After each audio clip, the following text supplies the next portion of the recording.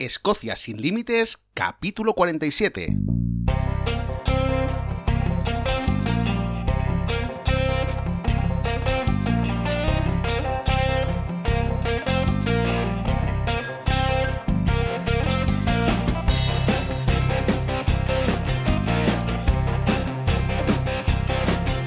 Bienvenidos un viernes más a Escocia sin límites, el podcast donde hablamos sobre historia, lugares de interés, rutas y todo lo que necesitáis saber si queréis conocer, venir o volver a estas tierras, porque Escocia es así, Escocia te atrapa.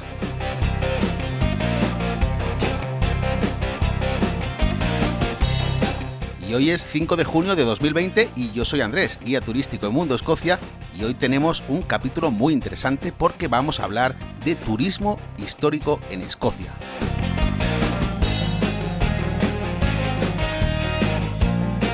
Como ya sabéis, como os digo siempre, hay más de 1000 maneras de conocer Escocia. Hoy quiero ofreceros un repaso de todos esos lugares con una alta relevancia histórica donde o bien se moldeó la historia de esta nación o simplemente ocurrieron hechos que quedaron ahí grabados para la posteridad. Lugares que siglos después se pueden visitar y que ponen los pelos como escarpias porque son lugares para mí únicos. Además son únicos hoy y seguramente seguirán siendo únicos dentro de 500 años. Hoy los he ordenado de más lejanos a más cercanos en el tiempo. Tened en cuenta que esto es mi selección particular y que hoy no vamos a hablar de una ruta en sí, sino de lugares que se pueden incorporar a nuestro itinerario tanto si venís por vuestra cuenta como si estáis comparando diferentes rutas con diferentes tour operadores.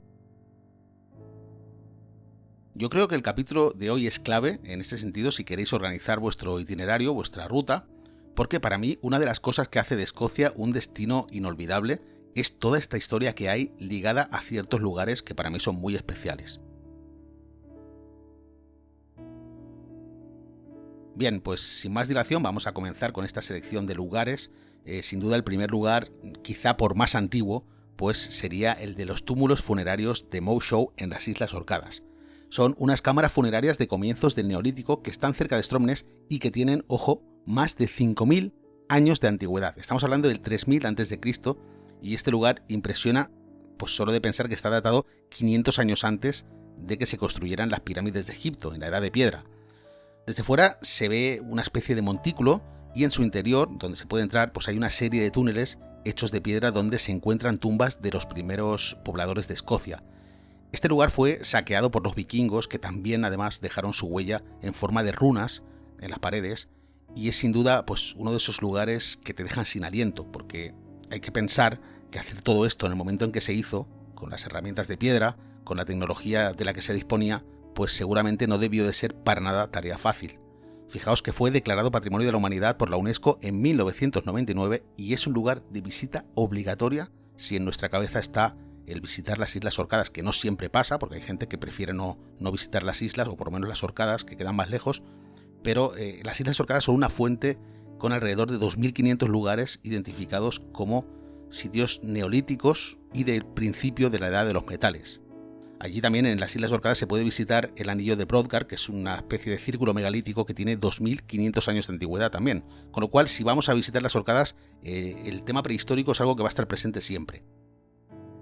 A ver, yo aquí quiero hacer una reflexión, de hecho voy a parar la música, una pausa, porque estamos hablando de lugares que tienen entre 5000 y 3000 años de antigüedad, 2500 por ahí. Entonces, si echamos la vista atrás a nivel histórico y vemos, pues por ejemplo, la construcción del Coliseo Romano, o las guerras de independencia de Escocia, que hablaremos un poco luego, o por ejemplo, el descubrimiento de América, a finales del siglo XV.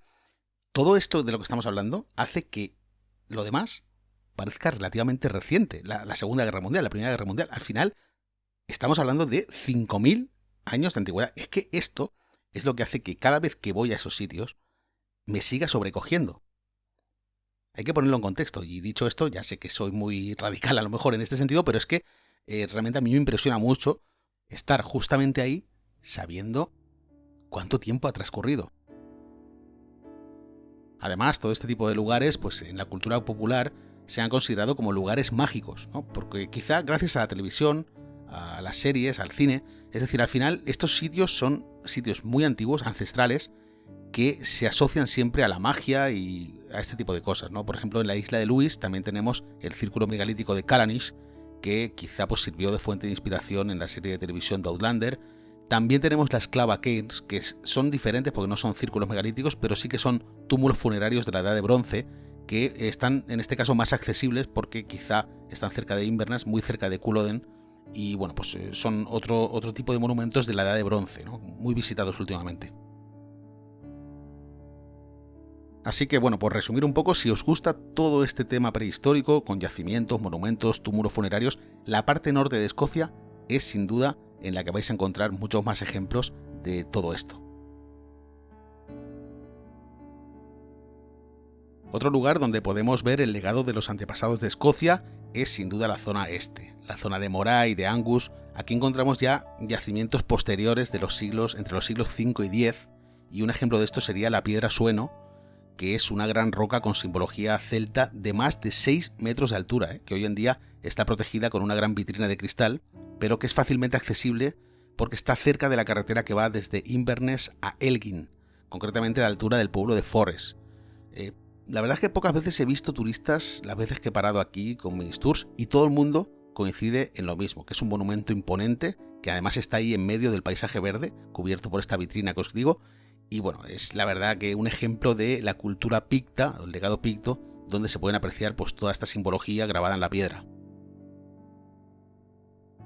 En la parte sur de Escocia, como lugares históricos importantes, tenemos el muro de Adriano de este periodo y el muro de Antonino. Son muros que construyeron los romanos para contener a los pictos y dividir Britania de Caledonia. Esto es importante porque si os gusta la historia y si os gusta el tema de los romanos y tal, a mí me apasiona.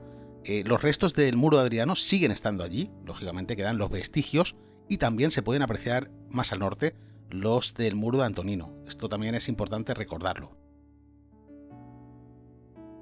Bien, y como vamos en orden cronológico, voy a hablaros ahora de catedrales, y más concretamente de la Catedral de Glasgow, construida en el año 1136. Es más antigua que la famosísima Catedral de St. Andrews, y atención, porque hoy en día no solo es que está en pie, sino que todavía se sigue utilizando domingo tras domingo. Eso sí, hoy en día pertenece a la Iglesia escocesa, aunque en sus inicios lógicamente fue una catedral católica como la de St. Andrews. Es impresionante llegar allí, entrar y ver que a pesar de estar restaurada, porque como os digo se sigue utilizando, este lugar tiene casi 900 años. El suelo es de piedra maciza, tiene unas grandes columnas de piedra que llegan hasta el techo, que además es de madera, es muy bonito, y a mí me gustaría poder disfrutar de esto en la Catedral de St. Andrews, que era más grande, pero desgraciadamente en el siglo XVI fue destruida durante la Reforma Protestante. Es una lástima realmente. Estas dos catedrales son sitios que no os podéis perder si os gusta este tipo de construcciones, y a nivel arquitectónico no tienen ningún desperdicio. A ver, antes de continuar os digo que todos estos lugares de los que estoy hablando hoy os los voy a dejar apuntados en las notas del programa, en la descripción del capítulo, para que no tengáis que tomar notas. Si os interesa la historia, a ver, hay muchos más sitios en Escocia históricos de los que vamos a hablar hoy, pero esta es mi selección, que yo pienso que si te gusta la historia y si te gusta Escocia, esto no te lo puedes perder. Lógicamente puedes ampliar el abanico siempre. Bien, y llegamos a finales del siglo XIII, donde Escocia ya entra en conflicto con Inglaterra en las famosísimas guerras de la independencia por Escocia. Aquí tenemos un montón de lugares que fueron escenario de estas guerras, sobre todo en la mitad sur de la nación, y pues por ejemplo castillos como el de Dunbar, el castillo de Edimburgo, pero sobre todo, por destacar uno, el castillo de Stirling. El castillo de Stirling, que también fue tomado por los ingleses, asediado, y sobre todo el campo de batalla que hay hoy en día allí, que todavía se puede seguir apreciando después de 700 años, desde la colina de Abbey Craig, donde está el monumento a William Wallace. Este lugar es uno de mis preferidos, os lo he comentado en otros capítulos, por todo lo que significó y por todo lo que aquí sucedió el 11 de septiembre de 1297. También es importante durante este periodo, sin duda, el campo de batalla de Bannockburn, que no queda muy lejos de Stirling, y que significó otra gran victoria de Escocia sobre Inglaterra, sobre todo la última victoria de Escocia sobre Inglaterra, que ya sin William Wallace, pero con un ejército liderado por Robert de Bruce, pues consiguieron derrotar a los ingleses. Por supuesto, otro de los lugares clave en la historia de Escocia es sin duda la abadía de Arbroath de este mismo periodo.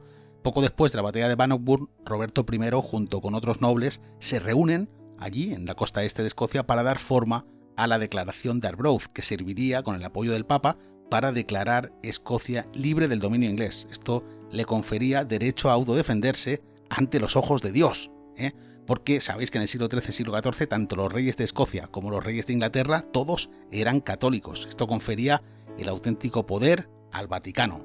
Estaba por encima de los reyes. Esto cambiaría luego, sobre todo en Inglaterra, durante el reinado de Enrique VIII, que decidió pasar del Vaticano y montarse su propia religión anglicana, pero esto es otra historia y no me quiero desviar.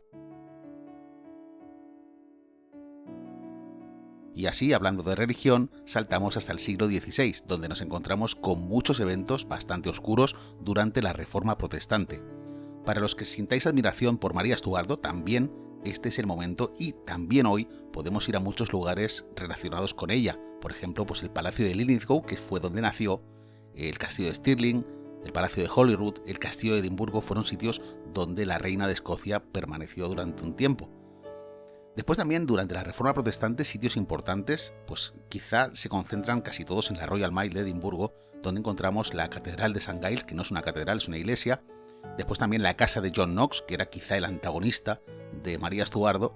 Y, bueno, por supuesto, aparte de John Knox, también podemos encontrar incluso la tumba cerca de la Royal Mile. Esto lo dejaré para otro capítulo. Y, sobre todo, el pueblo de St. Andrews fue muy importante durante la Reforma Protestante. Os dejo el capítulo 33 enlazado en las notas del programa, donde hablo exclusivamente de St. Andrews, de lo que fue la catedral, la universidad y también pues, el campo de golf. En este capítulo tenéis un poco más detallado todo lo que fue St. Andrews. Y como sabéis que la paz en Escocia no puede durar mucho, saltamos directamente al siglo XVIII. En el siglo XVIII encontramos las guerras jacobitas. Y hay muchísimos escenarios donde se libraron estas guerras, que eran unas guerras protestantes contra católicos. No era una guerra ingleses contra escoceses como sí que pasaba en las guerras de independencia en el siglo XIV, sino que esto va mucho más allá porque había escoceses que eran protestantes y había escoceses, sobre todo en la parte de las Highlands, que eran católicos. Por eso casi todos los lugares importantes en este tipo de guerras, en las guerras jacobitas, nos los encontramos en las tierras altas de Escocia. Por ejemplo, el valle de Glencoe. La semana que viene hablaré sobre la masacre de Glencoe, que es una historia digna de ser contada. También encontramos sitios como Killiecrankie, que es un campo de batalla, Glenshields, que también es un campo de batalla, y por supuesto el castillo de Eilean Donan o la propia isla de Skye con Flora MacDonald y Bonnie Prince Charlie. Pero yo creo que el lugar más importante de estas guerras de este periodo fue sin duda el campo de batalla de Culloden, donde hoy en día hay un memorial. Y casi sin darnos cuenta hemos llegado al siglo XX. La selección de lugares que os hago de este siglo nos recuerda que los seres humanos somos capaces de lo mejor, pero también de lo peor. En la ciudad de Dundee encontramos otro de mis lugares históricos preferidos en Escocia, el RRS Discovery. Fue uno de los últimos navíos de madera botados en los famosos astilleros de Dundee, de esta ciudad, y esto ocurrió en 1901. Este barco fue diseñado y construido exclusivamente con un único objetivo: investigar la inexplorada Antártida. A pesar de que en este momento ya existía la tecnología para construir barcos con el casco de metal, se optó por la madera para reducir costes y aligerar el navío. El gobierno británico le ofreció esta gran misión a un joven oficial de la Marina Británica, Robert Falcon Scott, por supuesto a cambio de un meteórico ascenso a teniente coronel. Zarparon el 31 de julio de 1901 en una misión científica y de exploración hacia lo desconocido, y en los más de 2 años en los que duró la expedición, consiguieron catalogar nuevas especies de animales y plantas, hasta entonces desconocidos. El Discovery quedó varado en el hielo durante todo este tiempo y tuvieron que recurrir al final a los explosivos para poder emprender el regreso. 10 años más tarde, sería el mismísimo Capitán Scott quien se embarcaría de nuevo en una de las carreras más famosas de la historia, la carrera al Polo Sur, esta vez a bordo del Terra Nova, y ya sabéis el resultado. El noruego Amundsen llegó antes al Polo Sur y Scott siempre será recordado como un héroe a pesar de fracasar en esta segunda expedición.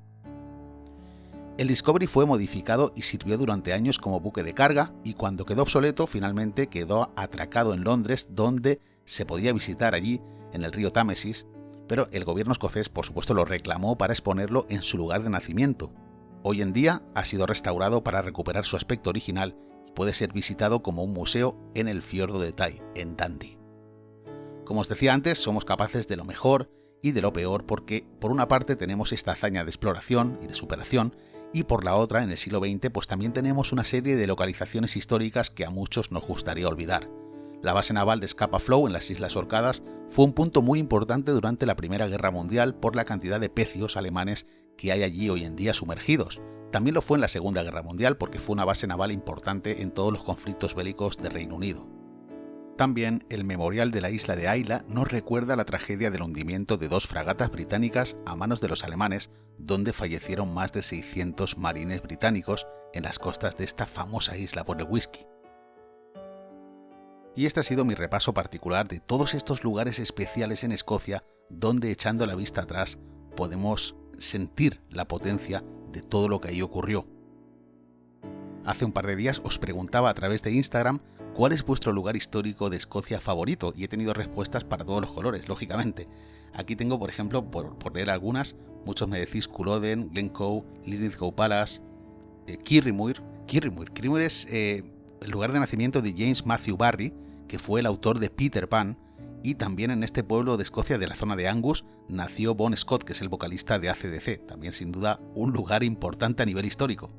Y por leer más, Stirling, Glencoe, Edimburgo, Culloden, Linlithgow, St Andrews, Skye, Stirling. Bueno, la mayoría me comentáis vuestro sitio favorito, pero hay muchos de vosotros que me decís todos. Directamente todos los lugares de Escocia son interesantes. Y es cierto, para mí lo es. Pero es verdad que cada uno tiene sus preferencias. Yo os he comentado las mías, pero como es normal, cada uno tiene las suyas. Y ojo, porque esto solo es una de esas 1000 maneras de conocer Escocia, porque hay gente que no le gusta la historia, pero sin embargo le gusta visitar paisajes, hay gente que simplemente visita los castillos por verlos, pero la historia quizá no le atrae tanto, hay gente que prefiere el senderismo, hay gente que simplemente prefiere la fotografía, hay gente que simplemente prefiere disfrutar de la cultura de hoy y no le preocupa la historia. Por eso siempre os digo que esta es una de las maneras de visitar Escocia, pero hay 1000. Espero que os haya gustado el capítulo de hoy, sinceramente, y solo puedo agradeceros que estéis ahí una semana más escuchando Escocia sin límites. Sabéis que si queréis encontrar más información para visitar Escocia podéis hacerlo en www.mundoescocia.com. También podéis enviar vuestra pregunta al programa en el apartado Preguntas para el podcast en escociasinlimites.com. Y dicho todo esto, espero que tengáis un buen día y un buen fin de semana.